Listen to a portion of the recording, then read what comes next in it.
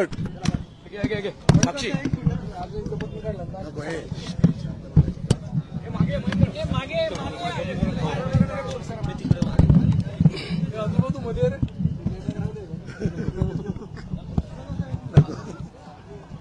Arun sir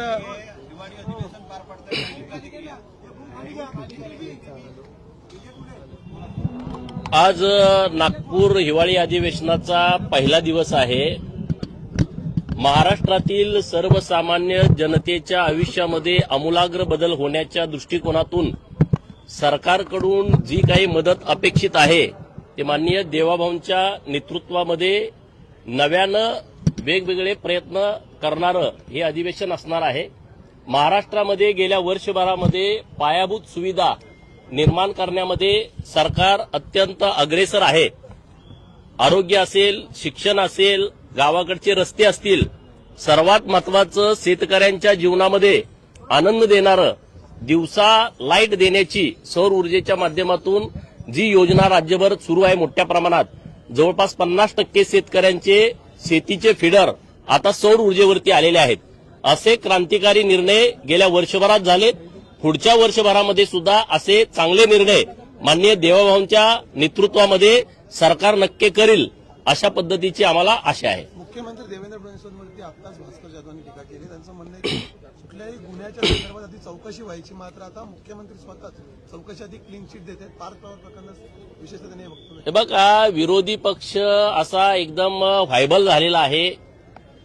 विरोधी पक्ष नेतेपद मिळत नाही या भावनेतून यांची मानसिकता पूर्णपणे बिघडलेली आहे.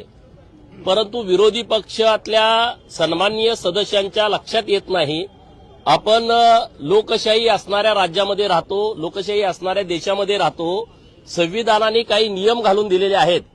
महाराष्ट्रातील जनतेने जर तुम्हाला स्वीकारलं नसेल तर तुम्ही असं राग व्यक्त करण्यात काही अर्थ आहे असं मला वाटत नाही. राज्याचे मुख्यमंत्री अत्यंत सक्षम आहेत, त्यांना कुणी सल्ले देण्याची अजिबात गरज नाही. पार्थ पवार प्रकरणामध्ये जाणीवपूर्वक चालढकल केली जाते असं तुम्हाला वाटत नाही का? कारण प्रकरण समोरून 1 महिना झाला, यामध्ये तथ्य आहे हे देखील समोर आलं, तरी सुद्धा अद्याप दिग्विजय किंवा पार्थ पवार माननीय मुख्यमंत्री महोदयांनी याबद्दलचे स्पष्ट संकेत दिलेले आहेत, स्पष्ट सूचना दिलेल्या आहेत. जे कोणी या प्रकरणामध्ये दोषी असतील त्यांच्यावरती कारवाई होईल. माननीय मुख्यमंत्री महोदयांनी स्पष्ट आदेश दिल्याच्या नंतर त्यावरती काही मत व्यक्त करावं असं मला अजिबात वाटत नाही.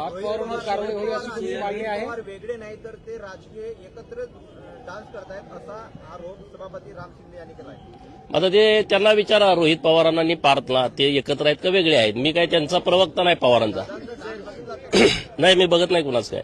बेळगावमध्ये मराठी माणसांवरती पुन्हा अन्याय करण्यात आला. तिथे मेळावा होता मराठी जनांचा, त्यावरती कर्नाटक पोलिसांनी लाठीचार्ज करून म्हणजे एक प्रकारे दडपण्यात. मराठी माणसांच्या बाजूनं आपलं सरकार पहिल्यापासून ठामपणे उभा आहे. तिथं जर कुठं अन्याय झाला असेल तर नक्कीच आपलं सरकार दखल घेऊन त्या कर्नाटक सरकारशी बोलेल आणि मराठी भाषिकांच्या बाजूनं ठामपणे आपलं सरकार भूमिका घेईल. दक्षिण आफ्रिकेतून जे सोयाबीन येथे आयात करण्याचा निर्णय झालेला आहे, त्यामुळे आता मुद्द्यावर शेतकरी नाराज आहेत, कमी भाव देखील होणार आहे. ते आता सदाभाऊ बोलतील, मला याविषयी इतकी माहिती नाही. तुम्हीच आता सांगितलं तर आमचे मित्र आहेत शेतकऱ्यांच्या विषयावरती, परंतु या महाराष्ट्रातल्या आणि देशातल्या शेतकऱ्यांना अडचण होणार नाही अशा पद्धतीची भूमिका माननीय नरेंद्र मोदी साहेब घेतील. सर, नागपूरमध्ये गुप्तचर यंत्रणेने हिवाळी अधिवेशनामध्ये विशेषतः गुलाबी दंडीची फार चर्चा असते, तुम्ही कसं डील करताय? तुम्ही जसं करताय तसंच करतोय. अलर्ट आहे नागपूरमध्ये. जैश ए मोहम्मद कडून घातपाताचा धोका व्यक्त केला जातोय. याबद्दल गृह मंत्रालय आपलं योग्य भूमिका घेतच राहतंय. आपलं भारत सरकार किंवा आपल्या राज्य सरकारचं. माननीय मुख्यमंत्री महोदय या विषयावरती